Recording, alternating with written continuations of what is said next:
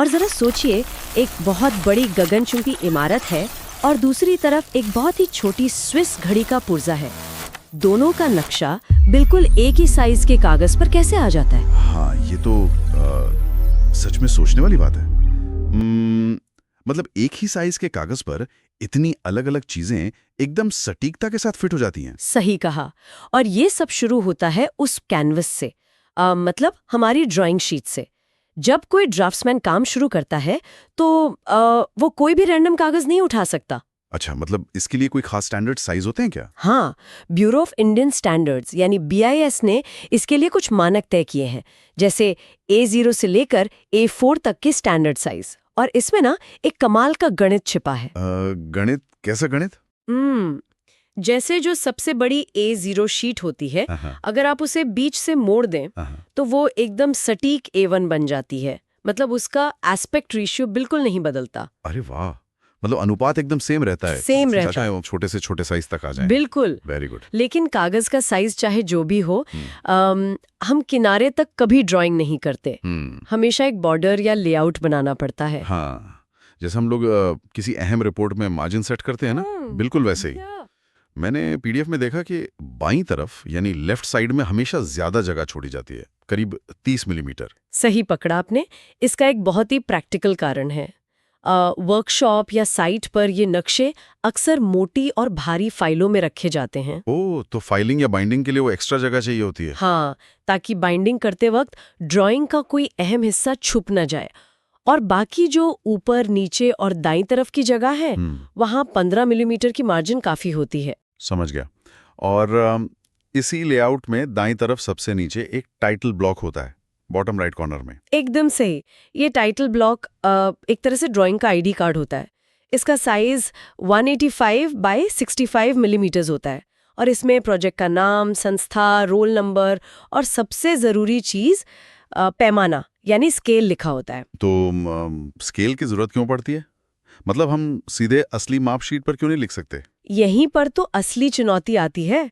एक विशाल पुल को उस छोटी सी शीट पर कैसे फिट करेंगे?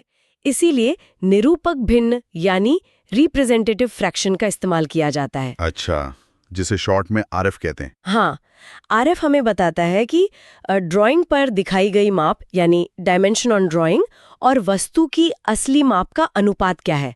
पर इसका एक सख्त नियम है। नियम? कैसा नियम? दोनों मापों की यूनिट यानी इकाई एकदम एक समान होनी चाहिए। और मजे की बात यह है कि RF की अपनी कोई इकाई नहीं होती। तो इसे कैसे सॉल्व करेंगे? तो पहले मुझे 100 मीटर को सेंटीमीटर में बदलना होगा।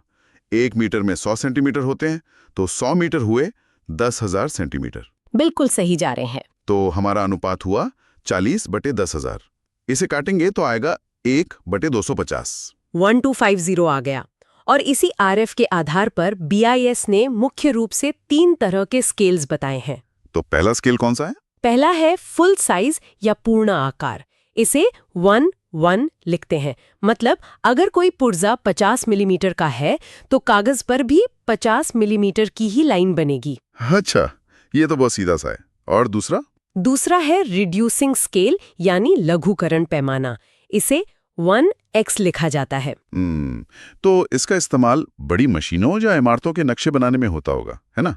जहाँ चीजों को कागज पर फिट करने के लिए छोटा करना पड़ता है। तीसरा है एनलार्जिंग स्केल या विस्तारक पैमाना।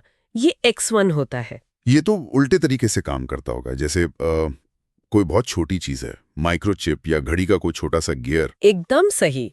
उन्हें साफ देखने के लिए कागज पर कई गुना बड़ा करके बनाया जाता है। तो मतलब ये लेआउट और ये अलग-अलग स्केल्स ही इंजीनियरिंग को एक यूनिवर्सल भाषा बनाते हैं। बिल्कुल, जिसे दुनिया में कहीं भी समझा जा सकता है। बिना एक शब्द बोले हर तकनीकी जानकारी साफ साफ समझ आ जाती है। हाँ, और ये सारी सटीकता इसी बात पर निर्भर है कि हम इन बेसिक नियमों का पालन कितनी सख्ती से करते हैं। कमाल की बात है। खैर, स्रोतों की आज की इस पड़ताल को यहीं रोकते हैं। नेक्स्ट वीडियो में हम लोग पढ़ेंगे इंस्ट्रूमेंट बॉक्स, इसलिए चैनल को सब्सक्राइब कर लीजिए कि आपको नेक्स्ट वीडियो आते ही नोटिफिकेशन मिल सके। और हाँ, जाते जाते इस बारे में जरूर सोचिएगा कि अगर इन पैमानों ने हमारे देखने के तरीके को स्टैंडर्डाइज नहीं किया होता तो क्या आज के इस विशाल और जटिल दुनिया का निर्माण कभी संभव हो पाता।